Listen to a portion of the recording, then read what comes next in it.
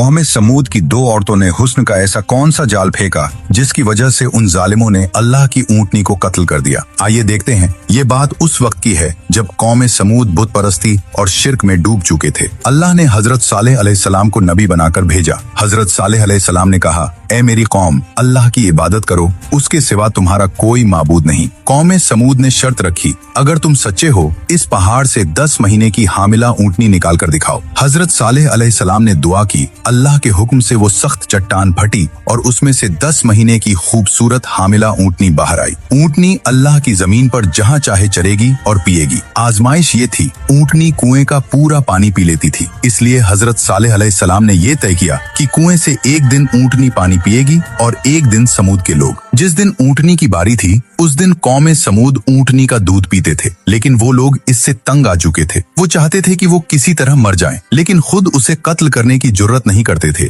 इस डर से कि कहीं उन पर कोई अजाब ना आ जाए। आखिरकार कौम की दो औरतों ने इन मर्दों को हुस्न के जाल में फंसाया और ये शर्त लगाई, जो भी इस ऊंटनी को कत्ल करेगा वो हमें या हमारी लड़कियों में से किसी एक को अपना बना सकता है। कौम समूद के दो जवान मर्द, जिनका नाम मिज़दा और कदर था, हुस्न के लालच में ऊंटनी को कत्ल करने निकल पड़े। वो एक बड़े पत्थर के पीछे छुप गए जहाँ से ऊंटनी गुजरती थी। जैसे ही ऊंटनी गुजरी, मिज़दा ने तीर मारा और कदर ने तलवार से उसकी टांगे काट दी। इस तरह उन्होंने ऊंटनी को कत्ल कर दिया। जब माँ को कत्ल कर दिया तो उसका नन्हा बच्चा चट्टान पर चढ़ गया और चीख कर बोला, ए मेरे रब, मेरी माँ कहाँ है? जब हजरत सालेह अलैहिस्सलाम को कत्ल की खबर मिली तो उन्होंने समूद से कहा, अपने घरों में 3 दिन मजे कर लो। जब वो पहले दिन उठे, चेहरे पीले पड़ गए, दूसरे दिन चेहरे लाल हो गए, तीसरे दिन सबके चेहरे काले पड़ गए और चौथे दिन आसमान से एक ऐसी चीख आई जिसने उनके दिलों को फाड़ के रख दिया। उन्होंने अल्लाह की निशानी को मिटाना चाहा, मगर खुद ही दुनिया से मिट गए।